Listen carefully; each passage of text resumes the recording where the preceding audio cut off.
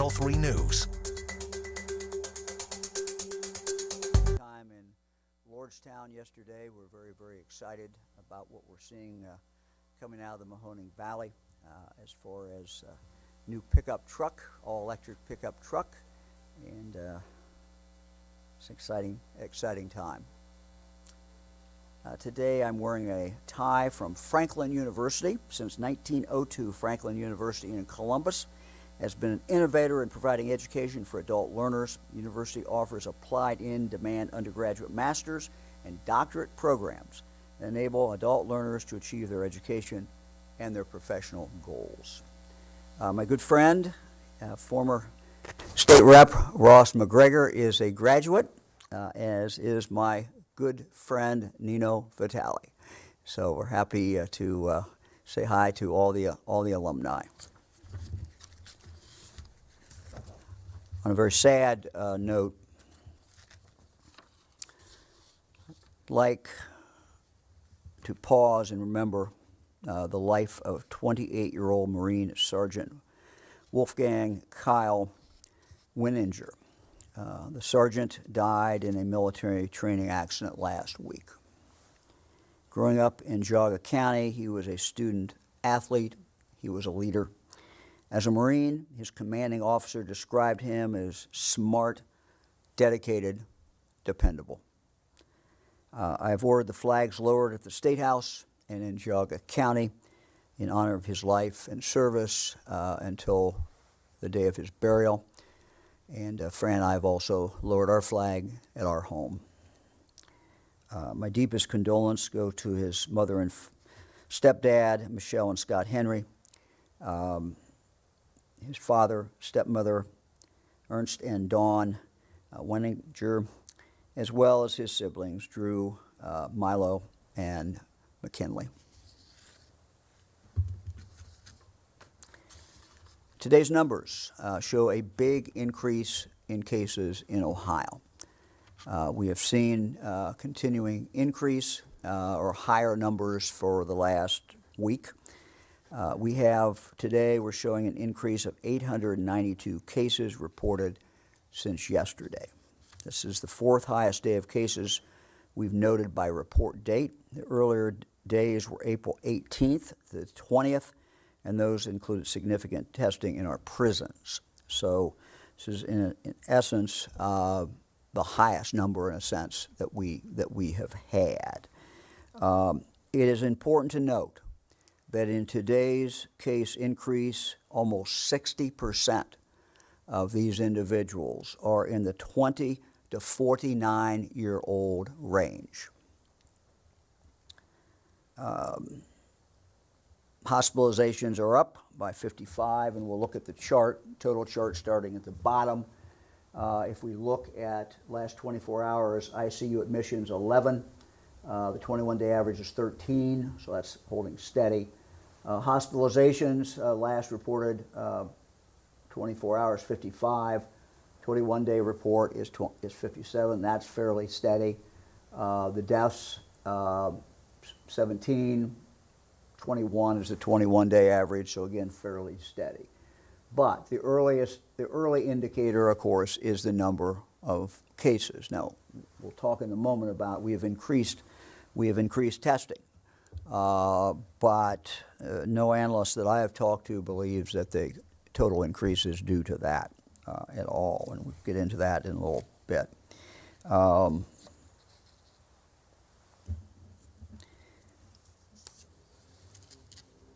Let me turn to the total testing slide, positivity slide.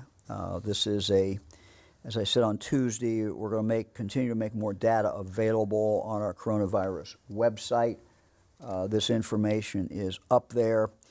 Earlier this week, we started posting the number of tests performed and the percent positivity on the dashboard. So we will update this every day. A caution, this is because of the way the numbers come in. Let me get the date here. We've got a date that's several days actually behind. But so the last date This is actually dated for tests on the 23rd of June. 23rd of June. And the tests on that day were 17,091. So you can see this is a new high for tests. We're happy about that. It's not where we want to be. We need to get much higher, but we're getting great cooperation from people around the state. A lot of people are engaged in getting this testing up. And as I've said, as we look at this problem, there's two things that we can do. One is more testing and more tracing and separating this virus so it doesn't spread. And the other thing, of course, that we can do is how each one of us, what we do out there, washing our hands, wearing a mask, keeping our distance, basic things that we have been talking about. So those are the numbers. Again, we'll show this number here. This is the positivity rate. It's been between 4 and 6. It's holding in there at 5. So in spite of the significantly increased testing, the positivity is holding there at 5. Let's look, Eric, at the age slide.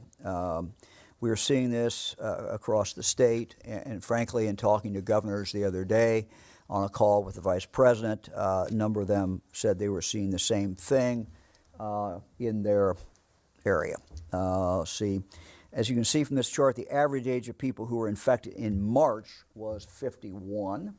And you can see these are the March numbers. Eric, let's see the next one, if we could. Well, so far in June, that number has decreased to 42. I'm sorry, just looking at a different note. So you can see what's happened. The age has gone down month by month by month, or at least for the last couple of months. So the average age of the people who are testing.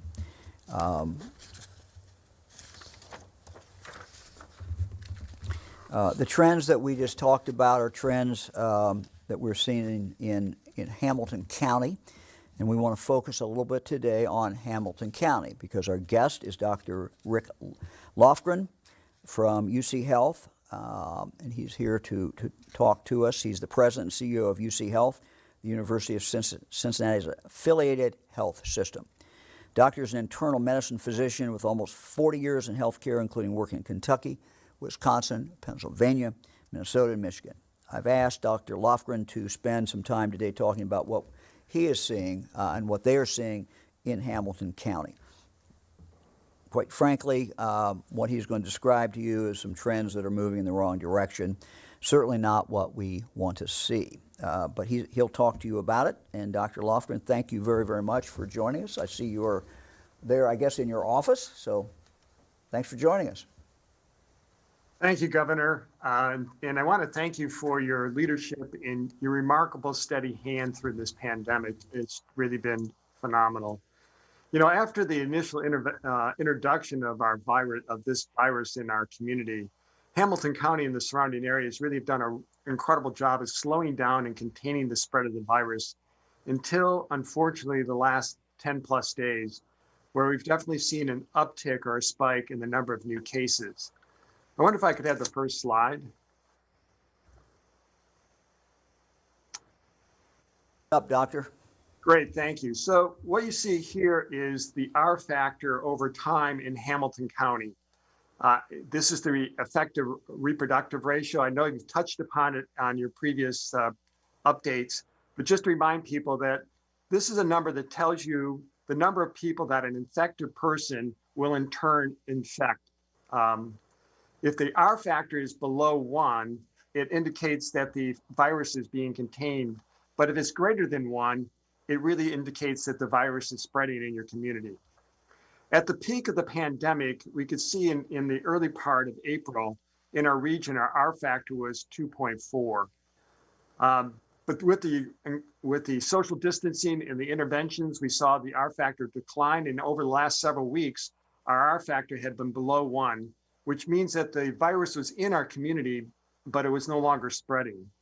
However, more recently, our R factor has increased to nearly 1.5 and actually has doubled over the last 10 days.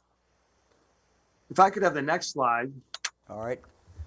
All right, Doctor, the slide is up, and you and I talked a little bit about this slide, and for those of us who live in Ohio, we might be a little confused by this slide, but I'm going to point to the Ohio River, and you can kind of describe the outline here. If my arm is long enough. So basically you have 3 counties in Kentucky. Oh, I see you have them labeled. Thank you. That's good. So we can see part of the 3 bottom counties are Kentucky, and then I believe we also have Indiana in there as well. So why don't you go ahead and describe it, Doctor? Yeah, so what we show here and what I wanted to depict is that this increase in our R factor is really in the region itself. So in the middle of the slide, you see Hamilton County. And each one of the counties that's in red tells us that their R factor is significantly above 1. To the north of us in Ohio is Butler County, and to the east is Claremont County. Just as the governor explained, to the west is Dearborn County, which is in southeastern Indiana. And then the 3 counties in the bottom are the counties in northern Kentucky. And obviously we're a community, and so you can see that this uptick in the R factor is in fact in the region, but has most notably been increased in Hamilton County as well. If I could have the next slide. And you've got also, Doctor, as I'm looking at this, it looks like Claremont County is close to 2 now. So Claremont is up there pretty well too. So. Yeah, the only thing I'd mention about that one, Governor, is that smaller numbers. Lower numbers, exactly. So it's a little bit more, it fluctuates a little bit more, but it is a significantly above 1. So again, recognizing it's in the region. The counties that are in the tan color are actually below 1. And so it really does show the concentration in the greater Cincinnati, the region here. All right, next slide, Eric. Yep, next slide. All right, it's up. Up, Doctor, it's up now. Okay, thanks. And I'm going to walk you through this. It may look a little complicated, but what we were seeing is we're also seeing a more modest but a definite increase in the number of patients or individuals that had to be hospitalized because of COVID. Each one of the blue dots represents a day, and it really goes from the beginning part, the latter part of March. And you can see that the number of patients that were hospitalized in our region, this is the Ohio region, let me be clear about that, this is just Southwest Ohio, increased into the peak in sort of middle of April. And since that time, we've seen a steady decline, as you see by the blue dots coming stepwise down. Then you can look at the last 10 dots, you can see that the line is straight up in terms of number of patients or number of individuals who have become infected with COVID that's required hospitalization. And the gray bars just tell you whether or not it's beyond random variation for the statisticians in the room, which means this is a real uptick that's beyond just random variation. Thank you. If I have the next slide then. It's up now, Doctor. Great. And this is really the same information, but this time it's just confined to the individuals who are critically ill and required to be in an ICU. So again, each blue dot represents a day. And on the left-hand side is the number of people who happen to be in an ICU given that day. And what you see, really a nice decline throughout May into early June. And then again, if you look at the dots in the far right, we've been doing well, and all of a sudden you see this uptick in the last 10 days of patients who require ICU care as well. So we've definitely seen an uptick in the number of cases, but also seen a modest but real uptick in both hospitalizations and ICU cases. If I could have the next slide. All right. It's up, Doctor. Great. And I think this really highlights one of the points that, Governor, that you just mentioned about the real shift in the people that are testing positive. So what you see on the left-hand side is the number of cases and positive test results that we got by age.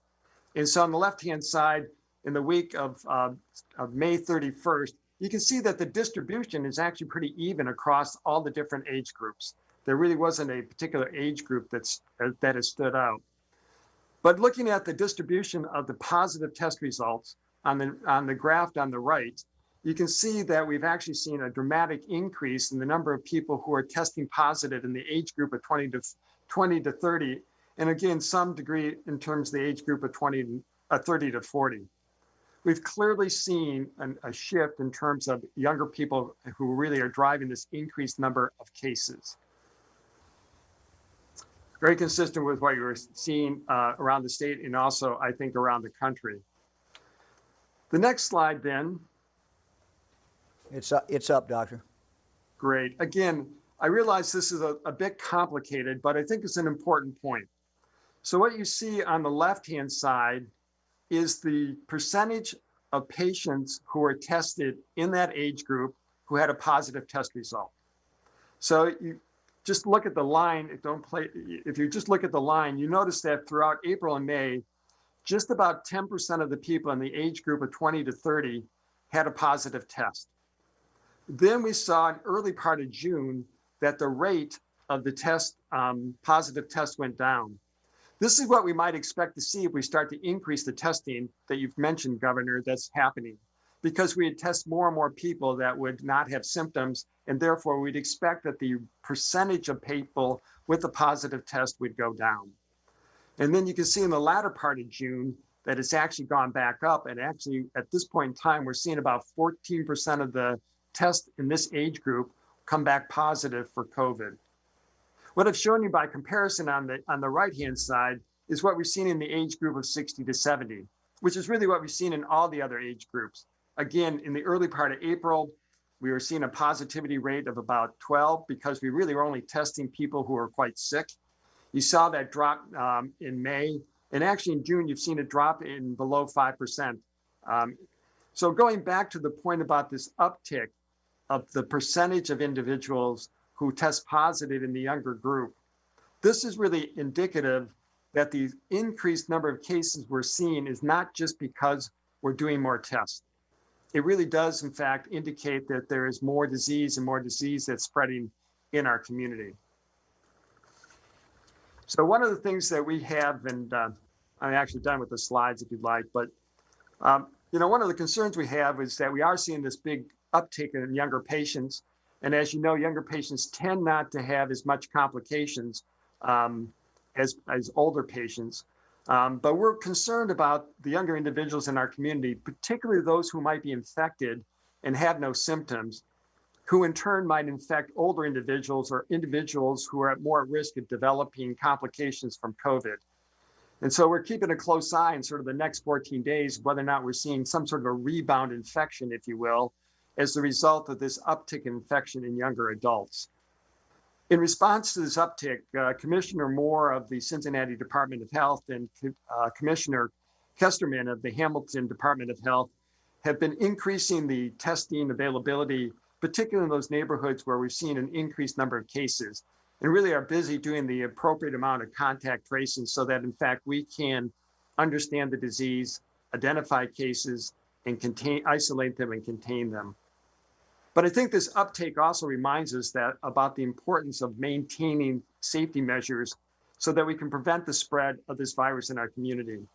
You know, this virus remains in our community, but we certainly can safely live with this virus as we continue to open up our economy and open up our lives. But in order to do that, we need to be vigilant and really understand the importance of social distancing, the use of universal masks. Masks are very effective in preventing the spread of this virus, particularly from asymptomatic individuals. But to really be effective in the community, it really needs to be done by everybody so there isn't any chance event that we have an inadvertent or unknowing spread of this virus to more susceptible individuals and individuals who may have complications from it. It's also important that we continue to be very vigilant about washing our hands, sanitizing surfaces that are commonly used amongst many people, and to make sure that if you are infected, that you stay home, that you isolate, that you take care of yourself. So sort of summarizes what's happening in the greater Cincinnati, Hamilton County area. Again, we've seen I think a real uptick in the number of cases. It seemed to be way disproportionately in younger adults. We are still seeing some increase in the hospitalization. It really does tell us that this virus is having a bit of a comeback. The positivity rate in younger adults also suggests that we're seeing actual more spread in the community, which just means it's so important that we actually as a community really recognize that the simple safety measures that really reduce the spread in our community are both needed and will be highly effective so that we can get our R factor back below 1 and really contain the spread of this virus. Doctor, that's a great report, kind of chilling report, but thank you for a very comprehensive report. So do you have any, do you know why, or can you, based on science, give us some idea of why are we seeing this with young people? You know, we don't have a lot of good information and data per se. And as we start to learn more through the contact tracing, maybe we'll have more insights about why we think that people might be acquiring the infection. You know, it really is younger adults tend to be a little bit more risk takers. So maybe part of the generational elements of this, but we really need to understand more and have more information before we really can conclude what it is and why it is. But we do know the importance of identifying individuals, making sure they're isolated, making sure we're contacting anybody else that we can mitigate and prevent the further spread of this virus in our community. Well, I know you and the city officials, Mayor Cranley, county commissioners, as well as 2 health commissioners are really focused on getting more testing. So that is obviously very important. For those of our viewers, Doctor, who are not from Hamilton County or who are not in any of the counties that you just showed up there, is there a message for them as well? Because can they look at this and say, well, it's a unique Hamilton County problem, or what's it mean, if you can, if you know? I'm sorry, I didn't quite hear the question, Governor. Yeah, well, the question really is, if I let me say it a different way. If I live in Columbus, or if I live in Toledo, or if I live in some other area of the state, we focus today on Cincinnati. Your data, of course, is from Cincinnati, but is there any message for everybody else? You know, I think the message through all of this is that, you know, at this point in time, we don't have the ability to eradicate the virus. It is in our community. There's still people who are potentially at risk of becoming infected. And so this really highlights the importance in every community to maintain the relatively simple safety measures that we know will prevent the spread in the community. We've done a great job. We brought down the spread in our community through a whole host of things. But again, maintaining social distancing, making sure that you're not in contact. I think it's reminders that unfortunately there are people who are infected who don't know they're infected and actually can inadvertently spread this virus, which is why maintaining the 6-foot distance and using a mask will really prevent that from spreading, as well as continue hand hygiene alike. So regardless of where you are, you know, and I think a lesson even from Hamilton County is that we're doing and have done a great job. But you can't let your guard down. This virus is still in the community. We still need to be sure that we're practicing all the safe measures. And if we practice those safe measures as a community, we can live safely with this virus in our community and again, open up our economies and open up our lives. Doctor, as far as young people, this will be my final question. Again, thank you very much. But as far as young people, we've seen that by and large, unless they have a medical problem, most of them are going to get through this okay. What is the fear then of a lot of young people who are coming down with COVID-19? You know, a number of people with COVID-19, particularly younger, are going to have milder disease or even asymptomatic disease. But I think it should be still recognized, even amongst young adults, that it can be really a serious disease and that people who have recovered from it actually have some ongoing problems. Some patients who recover from the disease still lose 20, 30% of their lung function. So I don't think we should underestimate or think that this is kind of a benign disease. In fact, I'll just share with you that the last patient we had that was admitted to UC Health and required ICU was a 28-year-old individual without any pre-existing conditions. Now that's the exception than the rule, but the point being is that it is still a a very serious infection, and one in which we can, again, control by using all the appropriate safety measures. Doctor, thank you very much for your time. We know you're very, very busy, and thank you for what you do every day for your patients and for the patients that you see. So thank you. Thanks, Doctor. Thank you, Governor. I appreciate you having the opportunity. Thank you. Today, we're excited to announce the addition of 2 new Kroger retail testing locations, one in Dayton, one in Cincinnati. In addition, Walgreens has announced 3 new retail testing locations in Cleveland, Marietta, and Centerville. We certainly appreciate what they're doing, and we hope for more. For exact locations and to find other sites near you, visit coronavirus.ohio.gov. Our pop-up testing is focused on underserved areas, particularly minority communities. However, testing is open to anyone. Anyone can come in. As far as these sites, it is free. We're adding locations where we're seeing an increase in positive cases, and so this testing is important. I know yesterday in Xenia, I think they had over 900 people, so it's a great thing. Thanks to Greene County for turning out. Tomorrow we have a testing location in Columbus at the Department of Public Safety on West Broad Street, 8 a.m. until 1 p.m.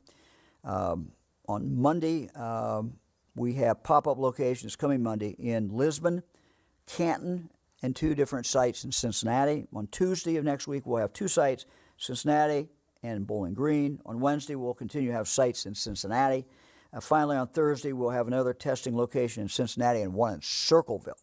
We'll be adding more testing locations, so continue to check the coronavirus website at www.coronavirus.ohio.gov and click on Testing and Community Health Centers tab at the top of the page.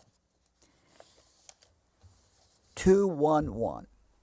211 is a phone service that connects thousands of Ohioans to local nonprofit and government services, including those for health care, food, meals, housing, transportation, mental health, and legal services. 211. At the beginning of the year, the service was available in 51 of Ohio's 88 counties. When the pandemic began, Ohio EMA asked Ohio AIRS, the nonprofit that governs Ohio 211, to provide service to the additional 37 counties in Ohio. Ohio AIRS expanded these services in March, and today I'm happy to announce that the Ohio Department of Health will continue funding for this valuable service as we enter into the next phase of the pandemic. Often people in need require help getting connected to all kinds of different services. We know that the need has grown remarkably during this unprecedented time. 211 service is particularly important for those most vulnerable in our state who have been hit by COVID the hardest. Any Ohioan, wherever you're in the state, can dial 211 or 877-721-8476 if 211 dialing isn't available from your phone. And that is all good. We're happy to open it up for questions.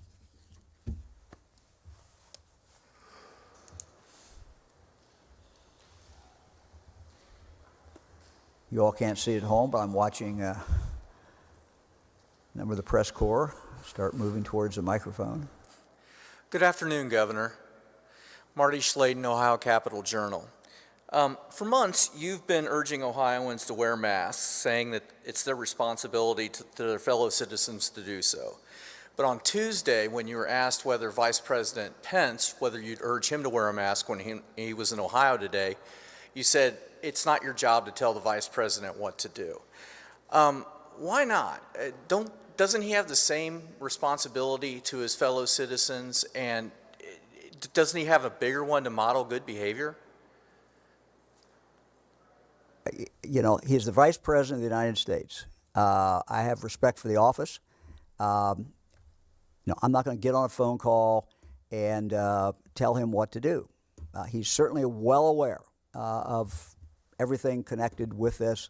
And as I said, he's done a phenomenal job in calls with governors. You don't hear the calls, but they're an hour and a half, 2 hours. He does an absolutely phenomenal job. Look, Fran and I went to Lordstown yesterday. One of the reasons we went yesterday, we went along with John Husted went. We wanted to avoid a crowd. Fran and I have not gone out into big crowds And, we're not going to do that. We wore a mask. Wore a mask through the tour. It was a great tour. And then did the press conference with the press back a ways. So, look, we continue to urge Ohioans to do this. It is the right thing to do, and it's the courteous thing to do. Thank you, Governor.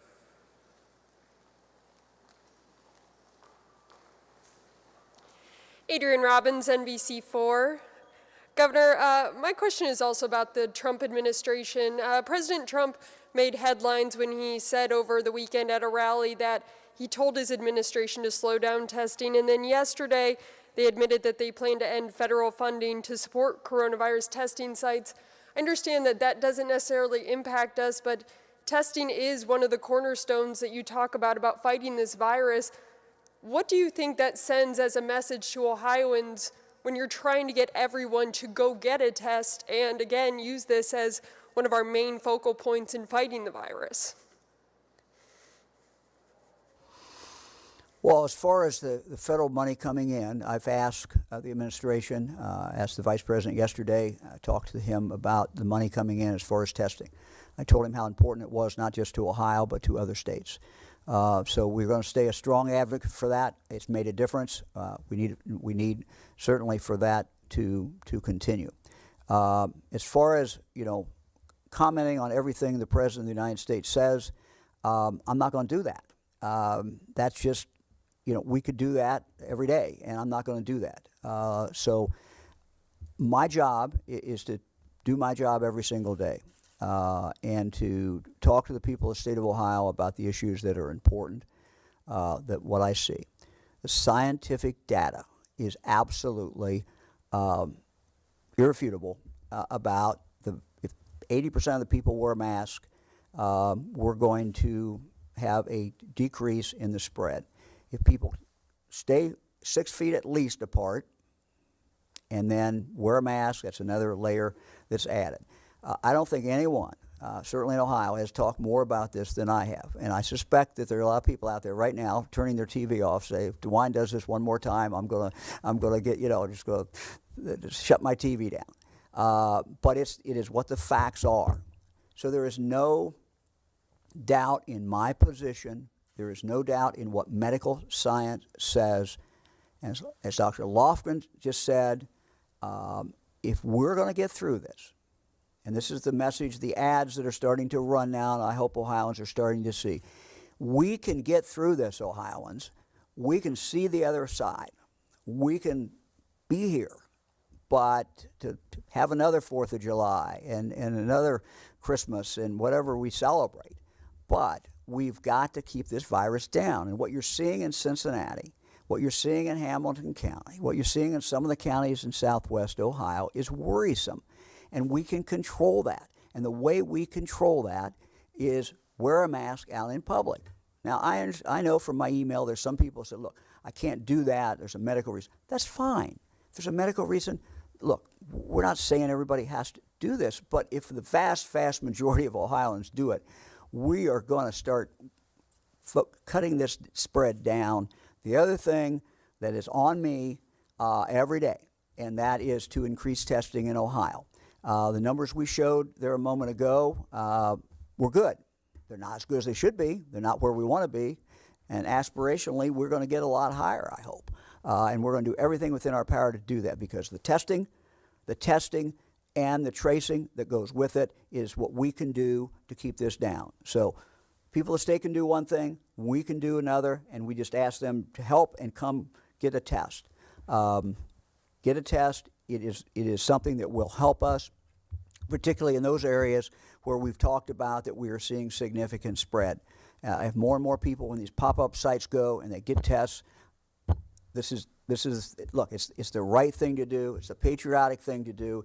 It's the thing that is going to keep the spread down. And for my friends who are in their 20s, we love you. I have a number of grandkids in that category, but if you don't worry about yourself, worry about your grandparents, worry about someone else, because what we really are concerned about is if you're out there and you get it, and then you come back, and then you go see your grandmother, or you see somebody, or you somewhere even in a store that you're close to, and they happen to be older or they happen to have a medical problem, that's a huge, huge problem. And none of us want to be responsible for what we bring to the table inadvertently causing someone's death or causing someone to have to be in the IC unit. So we know what we have to do. My job is to focus on those things.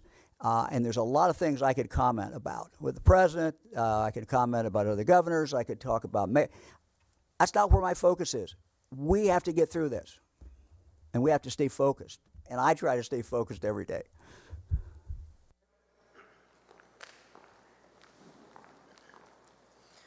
Hi, it's Danny Eldridge with Hannah News Service. So as there's been surges of cases in other states, I think North Carolina most recently mandated masks. California has moved to do that. Washington has. I think we're up to 18 states now doing that. Is that something that Ohio is planning to do to avoid the surge before it gets here? Look, good question. It's a very logical question. Throughout this, as the reopenings began, our businesses, people have been wearing masks in the businesses. That makes a difference. That is very, very, very good. We're urging people, of course, voluntarily to wear masks. Now, as I talked about this a little bit on Tuesday, but as we move forward into this stage that we are in now, we're looking more and more at county by county, and you can kind of see this in what I've talked about. We just focused on one county today, just focused on Hamilton County, but we're going to try to get every county the data that they have, and we're going to try to let everybody in those counties know where they are. And as we see alarming numbers in Dayton, as we see alarming numbers in Cincinnati and Hamilton County and Dayton and Montgomery County, these are conversations that we're going to be having, with local officials about, what are the different things that we can do. So I've worked, just take those two examples, Dayton, Cincinnati.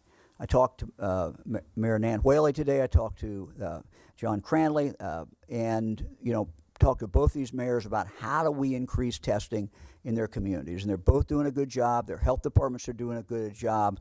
The county commissioners are doing a good job in those counties to push out testing. So we're going to continue to stay in touch with where we're seeing potential problem areas. We're going to work with the local officials and in conjunction with them make decisions about what else needs to be done.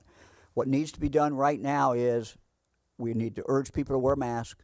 We need to have more tests. That's on us. We got to do that, and we are doing it. We're putting the National Guard out into these zip codes. General Harris has been instructed, go into those zip codes. Work with the local health officials, find the right spots, go into those zip codes, and put testing. So that's where we are now.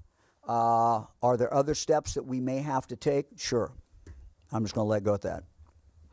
So could masks be required in just different localities like Hamilton County? Is that something you're urging them to do, but just require masks in that area? Look, we're not there yet. We hope we don't get there. This is a discussion that we will have, that our health department will have with their health department, but it's also a discussion I will have directly with the mayors and directly with county commissioners and whoever in whatever area it is the right authorities. So these are not going to be unilateral decisions. These are going to be decisions that we're going to make informed by the data. And informed by discussions with local officials. But yes, we are looking at this state now in segments. We're looking at in regions. We're looking at it in counties, and that's what people should expect. I've had a lot of people, particularly those in rural areas, who've said, Mike, why don't you start looking at it county by county? We're doing that, and that's what you're going to see as we move forward more and more. We're going to focus on where we are seeing issues. Now, the message generally does not change. We know whatever county you're in, you can slow the spread down. They're spread everywhere. It's just more in some place than in others. But no matter where you are, if you wear a mask, you're helping. Even if it's not, the spread is half what it is somewhere else, there's still spread. So if you can knock that down even further, you may save a life. You may save someone from being in the hospital. So the message statewide is going to be the same of what we're asking people to do. But the extra things that we need to do, that's going to come about by what we see in the data and the conversations that we have with elected officials. Okay, thank you. We're seeing what's going on in Florida. We're seeing what's going on in Texas. We do not want that to be our future. Should be a warning to us. We've got to get on it now. Hello, Governor. This is Jim Province with the Toledo Blade. Staying on the subject of face masks, Senator Teresa Fetter has closed her Senate office after a staffer tested positive for coronavirus. And she says she's not returning to the chamber as long as Republican colleagues are not wearing face masks. Is your message on face masks being undermined by fellow Republicans in the legislature? Look, I'm not going to, again, I don't see a great deal of point to, have public disagreements with anybody if I can avoid it. It's just not helpful. But I would say, look, everybody needs to wear a mask if they're out in the public. We just need to get this done. But, this is a separate arm of government. I do not intend to tell them what to do. But, it is important that Ohioans stay the distance and they wear a mask anytime that they're out in public. If they're in their car, that's great. If they're out, walking in a state park and they don't think they're going to come in contact with people very close, that's fine. If they're out fishing, that's fine. There are a lot of places you don't have to wear a mask. But if you're walking into a store and you're going to come in contact with people, we would just ask them to wear a mask. The other thing is if you're going to be in a place for a period of time. That's the other thing that I know the scientists have told me that they worry about. You're sitting there close to somebody for a long period of time. And you're inside. I mean, there's a lot of variables, but those are important variables. But summary, I'm not going to tell an independent branch of state government what to do. I'm not going to tell a speaker what to do. I'm not going to tell a Senate president what to do. I would simply say that these are basic scientific principles that don't change.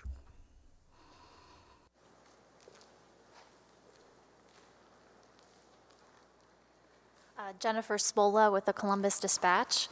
Governor, you've said anyone who wants to get a test can get one, and you've encouraged Ohioans to get tested. But we're hearing that some testing locations will still only test someone who is symptomatic, and we've heard from readers who were turned away from a state pop-up test site because they were told they needed an appointment. Are all testing locations in the state expected to administer tests to anyone? I apologize. I know we got a delay. I got it to the point where you said that I've said that all Ohioans should be able to get a test. I'm missing it beyond that. I'm sorry. I apologize. Sure. We're hearing that some testing locations are still only testing people who are symptomatic. And we've heard from one reader who was turned away from a state pop-up testing location because they were told they needed an appointment. So are all testing locations in the state expected to administer tests to anyone? And what is the best way for an Ohioan to seek out and get a test? Look, very good question, because I know there's some confusion about that. Tests that we control, tests where we have pop-up testing, tests where our National Guard is out, are open to everyone. And I was not aware that we were requiring appointments. I will check on that, and I will get back. My understanding was that we were having anyone who showed up, we would test them. So I apologize to our citizen who showed up and didn't have an appointment, or was told that she had to have an appointment or he had to have an appointment. If there's testing, for example, that's being done by a hospital, testing being done by someone else, they set their rules. We do not set those rules. What we're trying to do, though, is to make sure that testing is available for everyone and as in convenient places as we can. But we are focusing on areas that have more spread. So we're not treating every county equally. We have counties where it is not spread very much. And so you're probably not going to see a pop-up test from our Ohio National Guard in those counties. You're going to see the Ohio National Guard in the areas where we have identified that we're really worried about the spread and we really need to be testing and tracing. Thank you.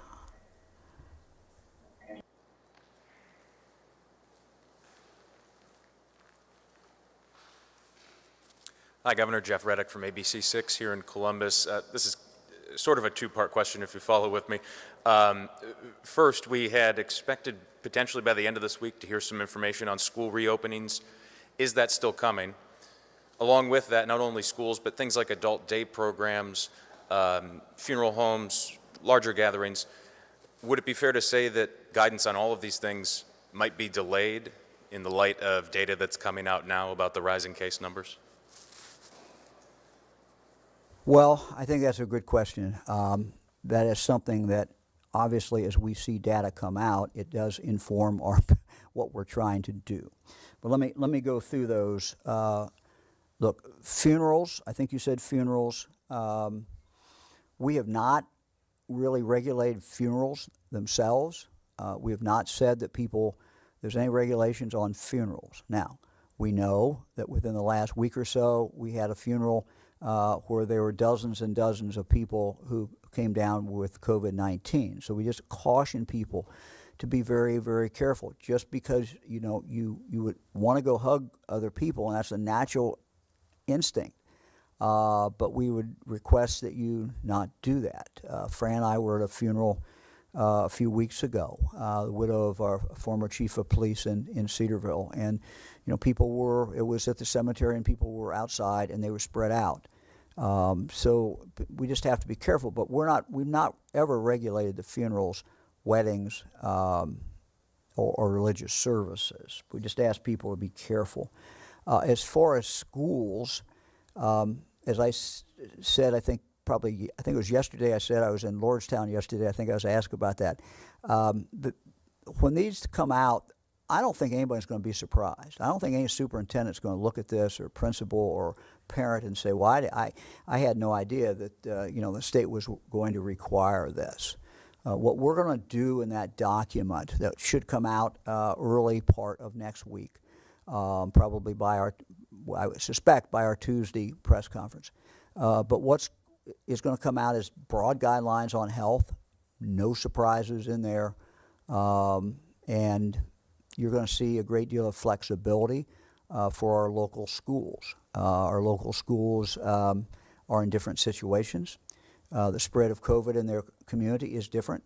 We would urge all of them to do as many measures as they can in regard to health, because the spread of COVID is a problem, and it can spread anywhere. But I think you'll see schools react differently based on their circumstance. They're going to have to they're going to do the best that they can in regard to that. But we should have that next week. You talked about adult daycare. We are working, Ursel McElroy, who heads up our Department of Aging, she and I have spent a lot of time talking. She spent a lot of time listening to people and trying to put that together in a way that again, makes sense. And as we look at all of these openings, we're trying to be thoughtful, we're trying to be careful, but we also know the importance of getting those out. So, those last two that I talked about will be coming out shortly. Thanks for going through those one by one. Thank you. Hello, Governor. Kevin Landers, WBNS 10 TV. I'm the last question of the day. Many in the press corps here were hoping today that we'd get more context behind some of the numbers. Of the 892 new cases that were reported today, do you have any indication of what percentage of those cases are from congregate settings? And then my second part is, the best available data, Ohio has about 630 contact tracers with an average of 588 new cases per day. It's estimated Ohio would need about 2,940 contact tracing staff to trace all the new cases in 48 hours. Where are we towards that goal? Thank you. I asked my team that yesterday. I will report that on Tuesday. Exactly where we are. It is a very good question. It is very important. Testing is one part of this, but testing doesn't do much good. Doesn't do as much good as it should unless you have the tracing that goes with that. And so that is vitally important. We are getting money and have gotten money back to the local health departments, 113 health departments. They're the ones who are hiring people. We have urged them, and I'm going to continue, I'll do it again today, to hire people. Get them on. We have 100 that we were hiring at the state level. I'll get you a report on exactly how far along that is, but I think it's pretty far. They are there to go in and help local communities. So I'll get a report to you on that. It is a good question, and it's important. I asked the first question you asked, I asked that question to my team this morning. Understand this data comes in, it comes in pretty quick. So if you're looking at, I said, are you seeing this data driven on the last few days with the higher testing levels? Have you seen that driven by a lot of a prison or a congregate care setting? Their quick answer was, we don't think so, but they're going to, at my instructions, they're going to dive into that because it is relevant.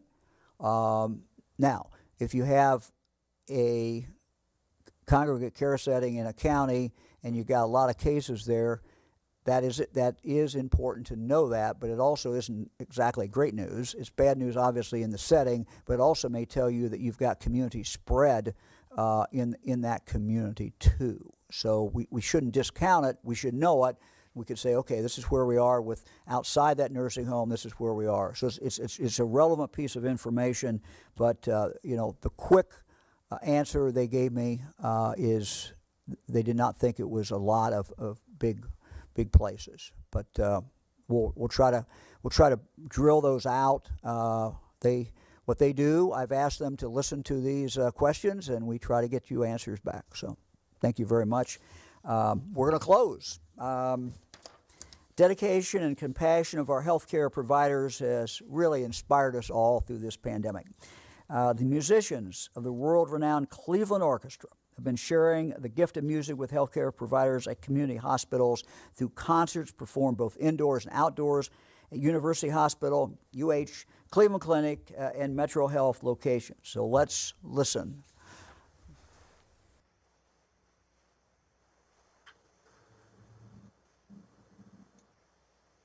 Hey, Peter. Thank you. Listen, it was...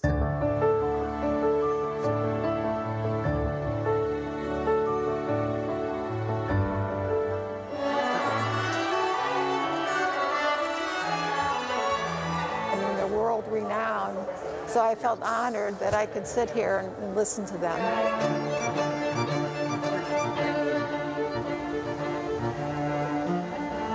We hope that the caregivers get today just a little bit of comfort from the beauty of the music.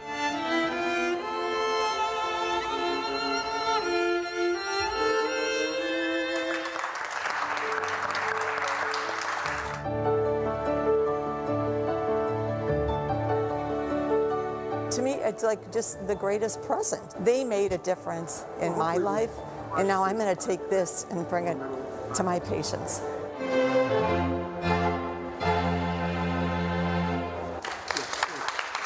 All right, that's great. If you want to have your own daily performance or mindful music break, you can follow the Cleveland Orchestra on social media channels. We will see you all Tuesday at 2 o'clock unless we have some breaking news or other things before Tuesday. So we hope to see you Tuesday. Thank you. We now join our regularly scheduled program, already in progress. Dating.